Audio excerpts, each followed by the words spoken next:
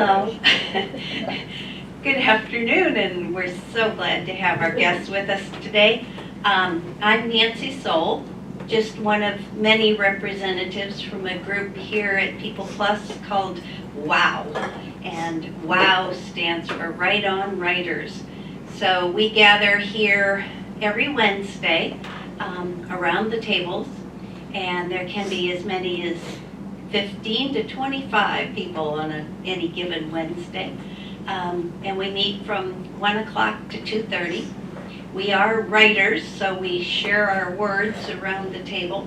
But because our words come from our experiences, we're also sharing our observations and our lives, and in some cases our humor.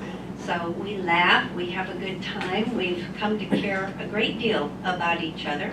So we're awfully glad you're here today to get to know us. And what we're sharing with you today comes from our new book, Journeys and Reflections. And we have a number of people that are going to be sharing with you some things that they wrote that are in that book. And because they are reflections of our journey through life, hopefully there will be some things that you can identify with. Hopefully there will be some things that will make you nod your head and even smile, because you'll have an appreciation for what it is we're sharing with you. And the books are for sale. I'll leave that to Paul, who's going to wrap things up at the end and tell you more about our book. But I'm going to get it started with something that I wrote a birthday ago, actually getting close to 2 birthdays ago, called At My Age, I've Learned. At my age, I've learned that aging gracefully requires a sense of humor. Sunday will be my Beatles' birthday. Will you still need me? Will you still feed me when I'm 64? I used to think those words were just part of a great song, but now I'm thinking that it's a legitimate question that needs an answer. So seriously, will you? At 64, there are things I have to laugh at. I get up from a table in a restaurant and push in my chair, search my purse for something and adjust my jacket, all to get the blood back into my legs and take a step without pain. It's become a joke with my husband, who covers for me by engaging in conversation as we stand there. I can instantly bond with other women at highway rest areas when I get out of my car, brushing imaginary crumbs off my lap and reaching back into the car for trash or my purse. We nod at each other and smile, knowing what's really happening. There are places on my 64-year-old body that should bend and no longer do. There are things I should be able to step over and crawl under that I no longer can. The idea of sitting on the floor and getting up again is laughable. I have to laugh when I can't remember people's names I was just introduced to. All I can do is chuckle and shake my head when I walk into a room and not know why I'm there. My younger self would think it hysterical that I now worry about my fiber. It's funny to think when most of my exercise on some days comes from walks to the bathroom at night. So laugh at those crazy aches and pains, make jokes about the bathroom concerns you're obsessing over, and smile at all the things you used to do without a second thought that now require a master plan and safety equipment. It's all part of aging gracefully.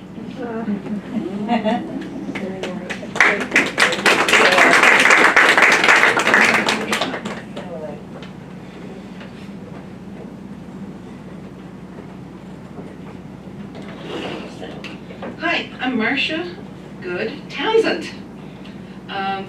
My story is also from a background of teaching, although I've done many things besides teach. If you're following, it's on page 10. I don't know if you're following or just listening. Years ago, I taught classroom music to 5 to 10-year-olds at a local school in coastal Maine. I shared the classroom on alternate days with Georgie, the gifted and talented teacher. This was a treat for me, since music is often taught as music on a cart and not given actual classroom space in schools. Georgie and I settled into a very companionable arrangement over the first few weeks of school. What I loved was the interesting decor, items, and stimuli that came with her subject and presence.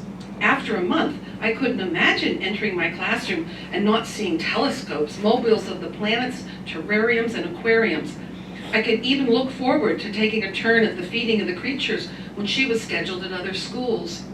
Despite being there to teach music, I found myself completely drawn into her presentations. On the counter nearest our classroom door, she placed an aquarium with only one occupant. It rarely came out from behind the large rock in the corner. Such a shy creature. I couldn't exactly ignore it, since I stood at that door to both welcome and discharge my students every period.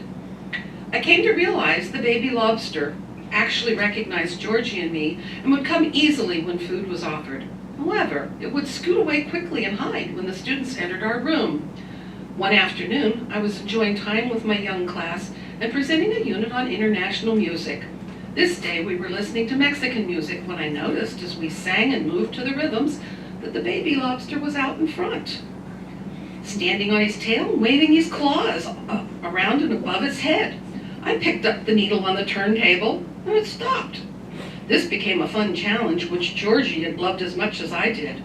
We tried many styles of music, but our little friend only responded to the stimuli that he felt from the Latin rhythms. I know, lobster dancing is too much. I continued to teach that year and watched the lobster grow, shed its shell, and grow some more. The children and I developed a sweet and soothing routine. We always ended our class time listening to La Cucaracha. When the music began, I never said a word, and my students would simply stand slowly and quietly line up in a semicircle around the aquarium, and the lobster would dance. Who knew that Mexican music would bring out the wild side in the lobster? At the close of the school year, Georgie secretly returned our dancer to the wild depths of the ocean, somewhere off the coast of Maine. She'd never tell anyone where. For many years hence, I could no longer enjoy eating lobster. Each one I saw made me wonder if it had enjoyed dancing. By the way, if you look in the book, you'll see a lobster with a Hawaiian shirt on dancing.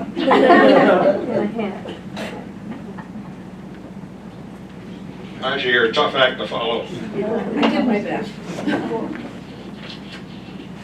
This is a little piece about cold. I tend to like the cold climates better than the warm, but it can be extreme sometimes. Cold? Not yet. Philosophers would say cold is the absence of heat, and heat the absence of cold. Physicists say only that cold is the absence of heat. All of us average people make things much simpler and say hot is hot and cold is cold. And since humans complain much less about heat than cold, obviously the human body feels cold more than heat. It doesn't like it. But it is surprising how much cold humans can experience and keep on living. The coldest temperature ever recorded on the planet was at the Russian base of Vostok in Antarctica, something like 130 degrees below zero. It's cold. Wintertime temperatures in central Antarctica commonly reach 100 below, but remember, winter there isn't much like winter here. Antarctica is the highest, driest, coldest, and windiest continent of all. In winter is 5 months or so of total darkness, 24 hours a day. Winds are commonly 50, 60 miles an hour, with peaks of over 100 miles an hour, and temperatures of minus 100 Fahrenheit. South Pole Station is nearly 10,000 feet in elevation and sits on over 90% of the Earth's fresh water in the form of a huge ice cap about 2 miles thick and a few hundred million square miles in area. Pole Station is a U.S. Navy base, as are all our Antarctic bases. About 20 people winter over there, and as you can imagine, they're very carefully checked and chosen, both physically and psychologically. There's simply no way to get anyone in or out safely, life-threatening or not, for weeks or months at a time, and all problems must be handled locally. Pole Station is also home to what is probably the world's most exclusive organization, the 300 Club. There is a sauna at the pole, and to become a member, you must sit in the sauna for 15 minutes at 200 degrees above zero, then put on boots and a smile, and go out and run around the pole that marks the exact location of the South Pole. Exclusive? You better believe it. You must first be selected as part of the overwintering team, then be at least a little bit crazy.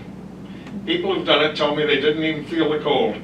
A human body going through a rapid 300-degree temperature change is no doubt shocked beyond belief that this could be happening, and that their skin turns beet red.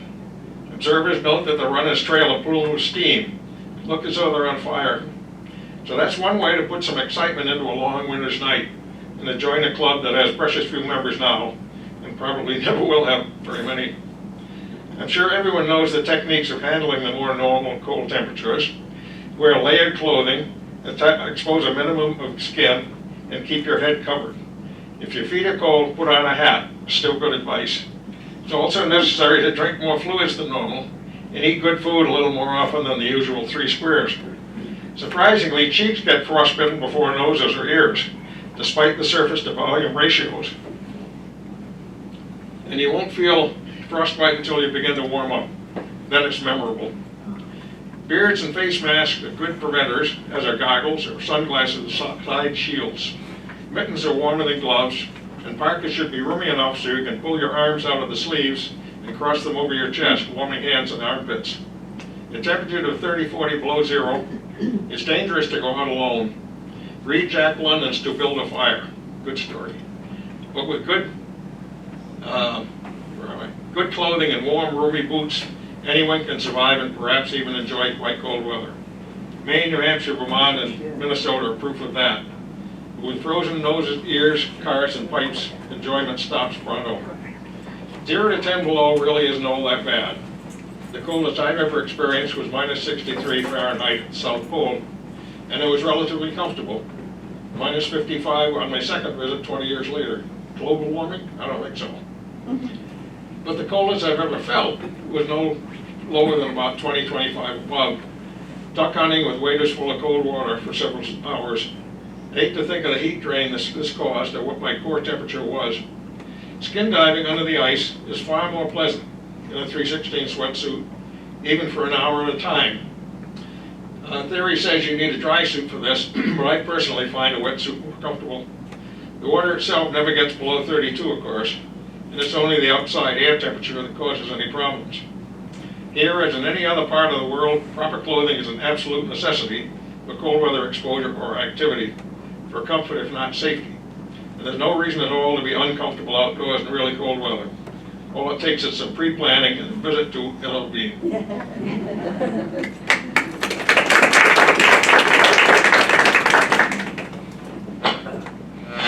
Thank you.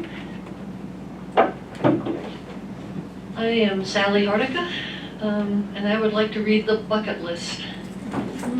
I've just made up a bucket list of where I would like to go, places that I haven't been but want to get to know. I love to see new countries and get to meet new folks, make new friends, learn new cultures, laugh and sing with blokes. Iceland is the first place on this illustrious list. I've flown over and observed its moonscape through the mist. I'm curious now to see what else can be discovered there. I'll take a hike or rent a car and see the sights so rare.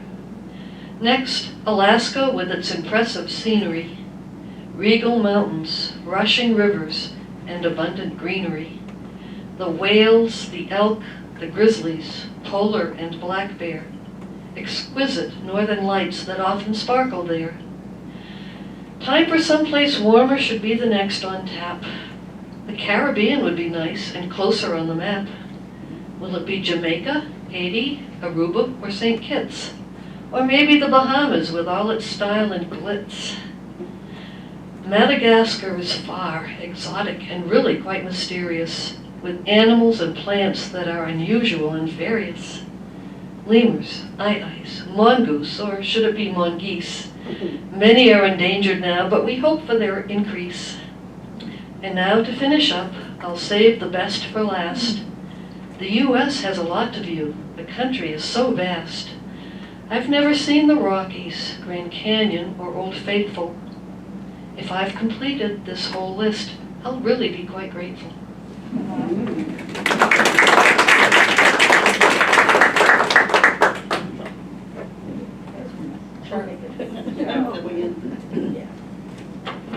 Well, that's A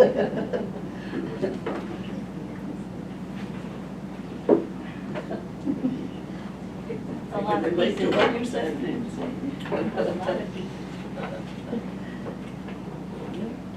One second. I am Charlotte Hart, and the piece I'm going to read was inspired by an assignment when I was 7. And if you have a book or look at it later, on page 27, there's a picture of me that it happens to be my favorite picture of myself. And it was taken at about the time of the story that I'm going to read, which I call The Murrays and the Funnels. And that story starts on page 30. The year that I was 7, the Murrays and the Funnels moved to West Newfield, Maine. Mr. and Mrs. Buck, our neighbors across the road at Stevens Corner, told us, some new people have bought the house beyond the brook on the Demerit Road. Soon we met the new people, Mr. and Mrs. Murray. They were from England. I was charmed by their beautiful British accents.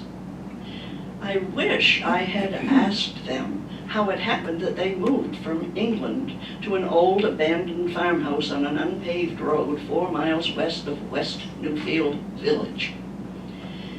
Mom invited them to dinner, and we learned that soon their friends, Mr. and Mrs. Funnel, were coming from England to live with the Murrays.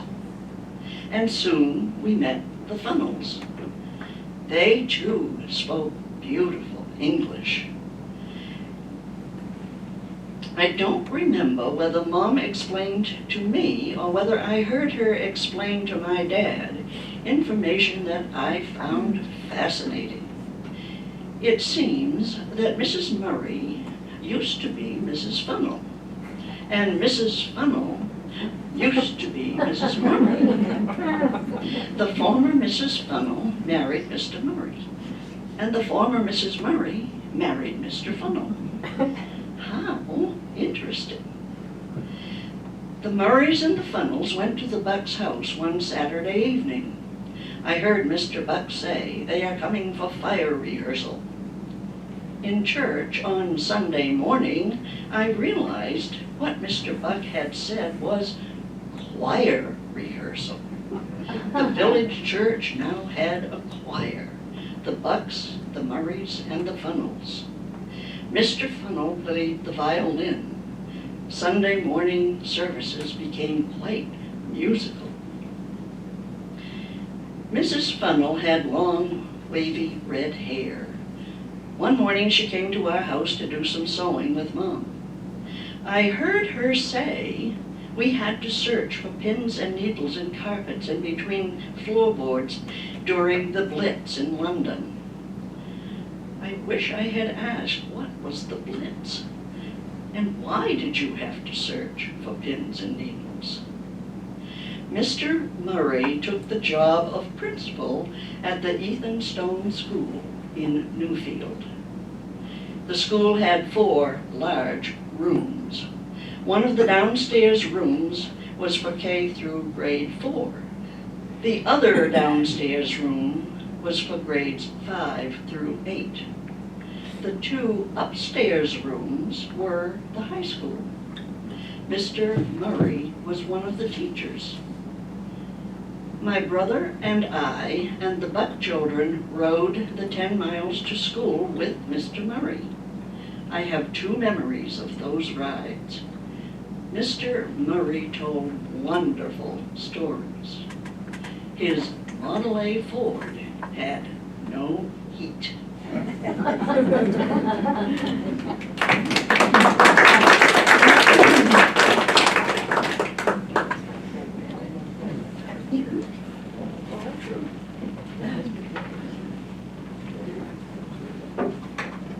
Hello, everyone.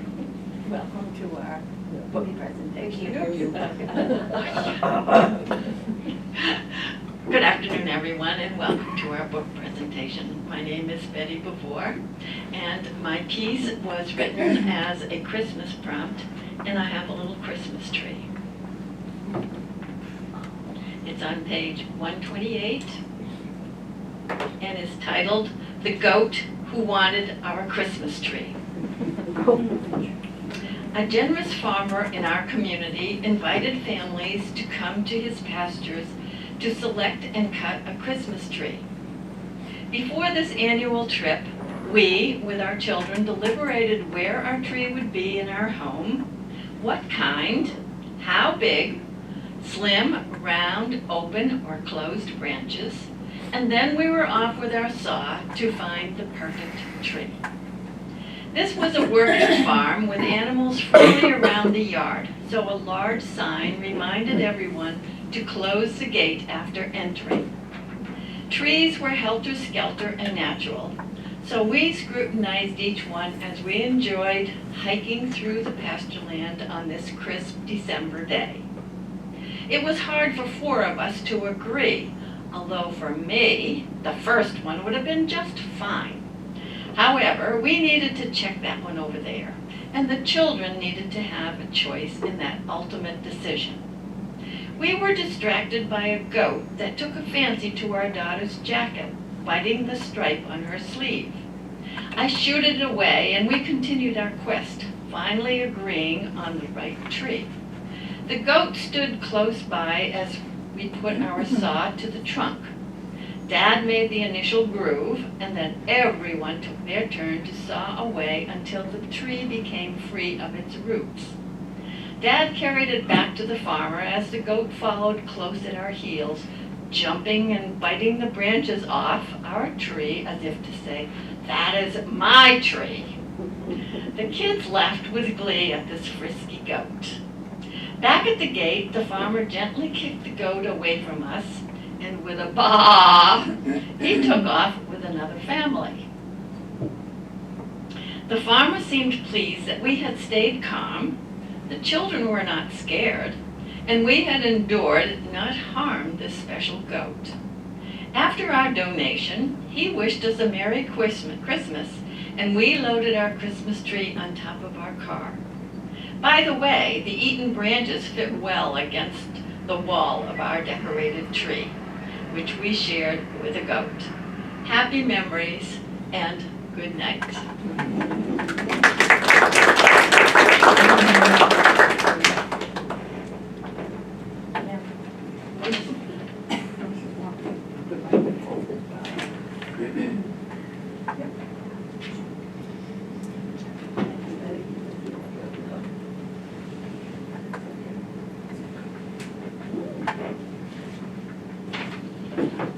Hello, I'm Joni Larley. Did you hear that?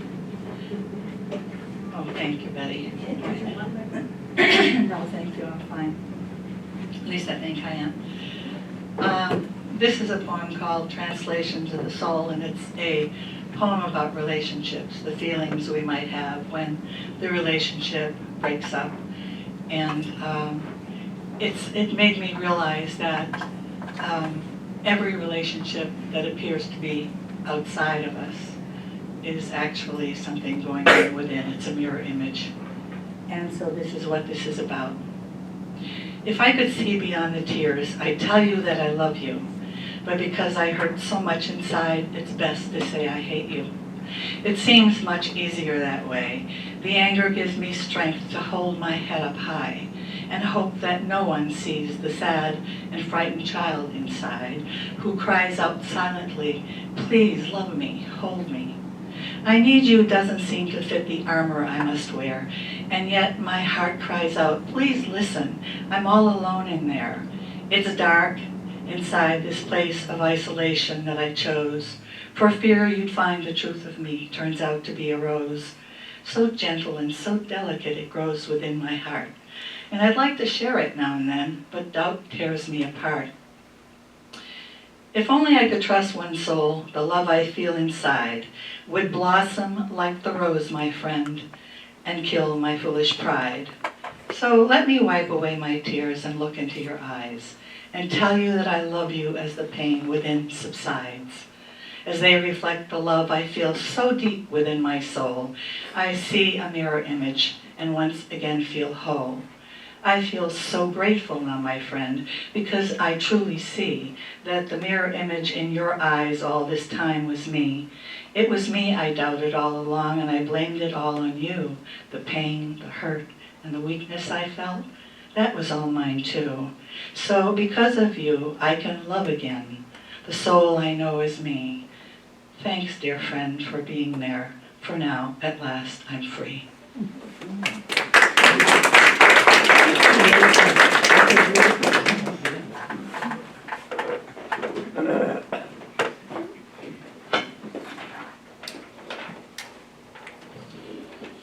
Hello, my name is Woody Townsend. For quite a few years I taught driver ed in various towns, Lincoln Academy, Madomic, Rockland, and Hamden. Odd things happen, but I will say right away that what you see in the movies rarely, it isn't that bad. It can be exciting, but it isn't really that bad. An example, driving quietly along the Waldoboro Road, I told the student driver, take the next left. I'd always told them, if you forget what I've said, just continue on, we'll worry about it later. Don't make a panicky decision. On we went. The left came up, they got it half right. They went into the field at 45 degrees. No real big deal. We stopped. The thing was, what it was a field full of pumpkins. Now, when you hit a pumpkin square on, you squish it. But if you catch it just right with your tire, it has the effect of popping in the air. A pumpkin hitting the hood of a car has the effect of sounding somewhat like a mortar shell. Well, no big deal. We swept them off and went on our way. But for 3 weeks afterwards, whenever we turned on the windshield wipers, you could count on seeds flowing out. Now this second story you kind of have to visualize. We pulled into a nice parallel parking spot, no problem. And we were going to change drivers. The odd thing is, a state policeman pulled in beside us. Just happened, that's why he had to make a stop. He got out and stood by the front fender of his car, and by natural selection, also near our front fender. Came time for us to leave. We slowly backed up. Now when you back up, you have to tilt the car. Sad to relate, it hit him in the butt. Here's a state cop. You could see the gun belt jerk a little. He looked around, and I pointed as quickly as I could to the driver ed sign. He nodded, tipped his hat, and we backed out. He quickly got in his car, although I noticed he kept his eye on us as well. He pulled around the bank and stopped at Route 1. We pulled around the bank and stopped too. Sad to relate, we rear-ended his car. Well, that's hard to do 2 times within 5 minutes. That's what we did. The last quick story, I said I'd tell too, but how it is.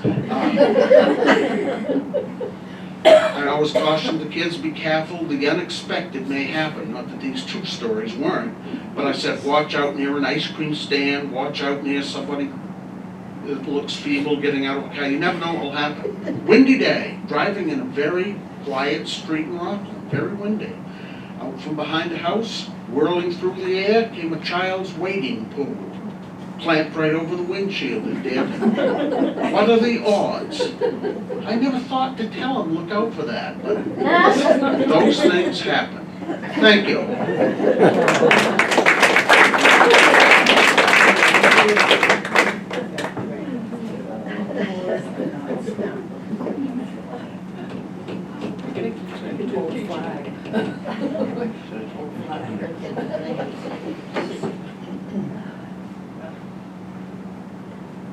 Hi, I'm Gladys, and following that is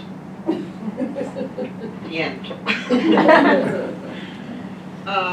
My story is just about some winter memories, and a lot of my writing is about things that have happened through my life because I like to do memoir type things. As children, we had snow from Thanksgiving to Easter. I spent days from morning till dark playing in the 100-acre farm surrounding our property. There were apple orchards, ponds, pastures, hayfields, lending numerous opportunities to use our imagination while playing year-round. The statuesque farmhouse sat on the hill, far removed from the main road. In winter, it mimicked a winter wonderland Christmas card. Immediately following the first snowfall, I would hear banging on the back door. "Get your sled, let's go, see you at the top of the hill," shouted Ray, one of the farm helpers' kids. All the neighborhood kids showed up towing their flexible flyers as the snow blew in our faces and Jack Frost nipped our noses. The hill was steep with an enormous tree in the center and a frozen swamp at the bottom just before the main road. These gave us many challenges. Mrs. Thompson, the owner of the farm, would lend us her long, flexible flyer, which was always waxed for speed, and allowed more people to go down on one sled. The first couple runs were to pat the snow down. "I'm on the bottom," announced Ray.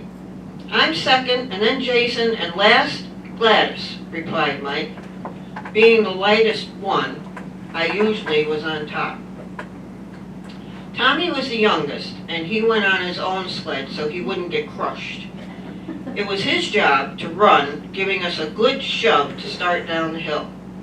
We flew like lightning, screaming all the way, scarves flying in the wind as we screamed at Ray, "Don't miss the tree." We rarely all made it to the bottom of the hill. When we did complete the run, Ray had to push the steering bar as hard as possible, not an easy task with all that weight on the sled. We would turn to avoid sliding into the heavily traveled main road. We skidded across the ice, spinning in circles, bodies falling in every direction as we rolled on the ice, laughing hysterically. When the snow was too fluffy, we would use cardboard boxes to go down the hill. Where there was a will, there was a way, and we never wasted a snow day. After hours of sledding, we would be freezing, snow-covered, and soaking wet. We would go into my house where my mom would have the gas stove going. She opened the stove door, laid our mittens on the door, put chairs around for us to sit, and gave us hot chocolate to warm our insides. It was like an indoor campfire. Snow pans and jackets were on every radiator in the house, and those were the good old days.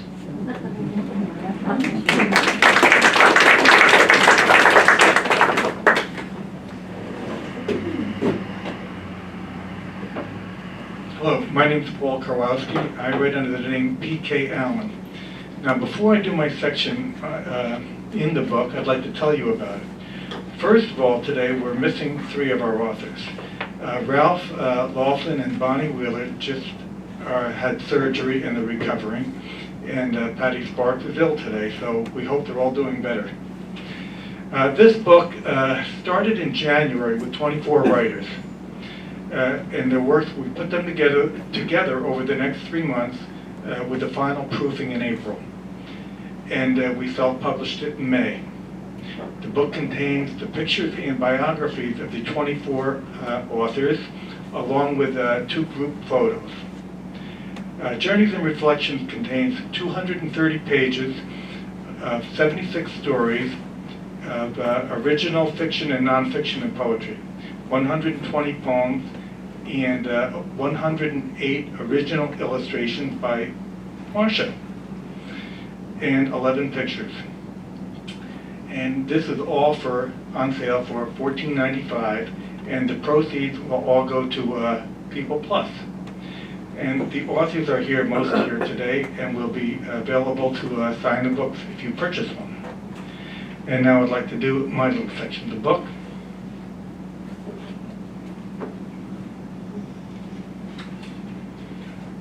I called my section of the book Reflections on the Journey.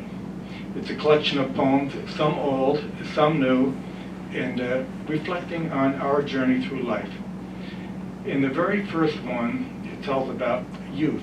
We were all young, and when we all finished high school and college, we all had that tremendous passion in us to, kill the world, do whatever we could. It's called The Passion of Youth. Oh, the passion of youth. It's a wonderful thing. It puts fire in the heart, and it makes the birds sing. Through deeds of valor, we'll hear of wondrous feats, and cheer with excitement and rise from our seats. The passion of youth is an uncontrolled urge to right every wrong and evil to purge.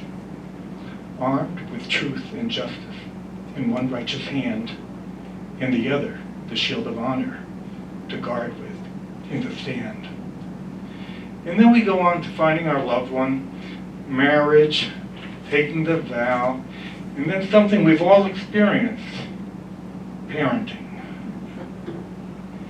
Being a parent has many joys we remember and cherish about our girls and boys. Being a parent can make you go mad trying to keep them from going bad. If you think it's tough now, when all night the baby screams, Wheelie's out in your car, and he's just in his teens. And then we go on to middle age, and grandparents, with our wrinkles, growing old, and reflecting back when we were young. And then I like to call the next poem, well, I call it Strings. As we pass through the trial of life, we learn of many things, like peace and love and happiness and the joy that living brings. It rewards us with friends and family, not the treasures of the kings. And what holds it all together is a bond that I call strings. Now when it's time to leave this life and to look death in the face, that's the time to cut the strings that bind us to this place. One by one we cut them from the ones we love, cutting ever nearer to the one above, leaving tears and sorrow along with grief and strife, till the only string that's left is the string of life. And then we deal with the final is dying. I think that when I die, it shouldn't be in spring, for springtime is the start of life, and death it shouldn't bring. But when the leaves fall off the trees, and winter's giving birth to ice and snow and freezing cold, I'll return to Mother Earth. And you may think that's the end, but there's a question which each of you has probably asked yourself, or after you read this, you will ask yourself. And that question is that you're going to have to buy the book to find out what it is. And you're going to have to see what the other 23 people have to say. There are refreshments here. Books are on sale for $14.95. And I will leave you with the last line of the introduction that Charlotte wrote. Welcome, kind readers. Join us on our journeys. Thank you for coming today.